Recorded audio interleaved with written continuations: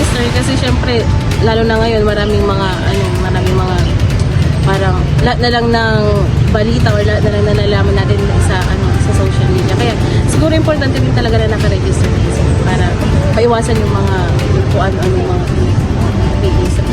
Okay po sa akin para kunyari ma-detect nila kung sino ang naka ng fake news, ganun. Saka mas po ngayon, high-tech na po kasi kaya mas maganda po na maano yung platforma ganun. So, ingat na lang, ingat sa mga vlogger, sa mga content creator, kung ano yung mga nailalabas nila. Kasi minsan may mga mali, tapos hindi nila naibibigay ng magandang information. Siyempre, kawawa yung mga tao na nagagawa nila ng mga fake news. Bakit? Naka-experience ka ba ng fake news dati? Meron? Sa mga ibang mga content creators lang po.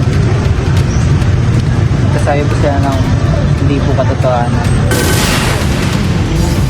Bakit sa tingin mo na Ayun nga po yung para malaman po, para matukoy po kung sino po yung mga nagkakalat po ng fake news. Yes po, as youth, payag po kami na i-register sila kasi po, para if ever na may information nga po na may ikalat ganon, malalaman natin kung sino ba talaga nagpangalat yun or saan ba talaga nanggaling yung information na yun para ma-check natin kung credible ba talaga yung information or kung facts talaga yun para maiwasan natin yung... Yes po, payag po na i-register.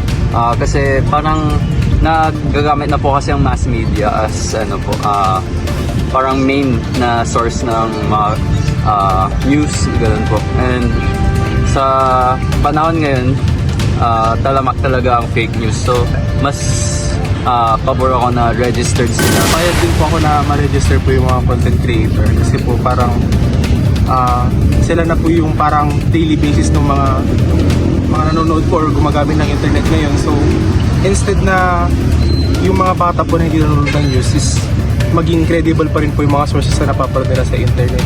Hindi magkaroon ng fake news saka para masasabi natin na trustable yung source. Hindi siya gawa-gawa lamang, which is yun yung madalas nangyari ngayon kasi uso yung AI, nakakaroon ng deepfake. Hindi natin mahambing yung pagkakaiba ng tama na source doon sa pinake na source. Kaya mas magandang registered sila para at least kahit papano masabi natin na credible sa katama yung source na makikita natin. IFM News.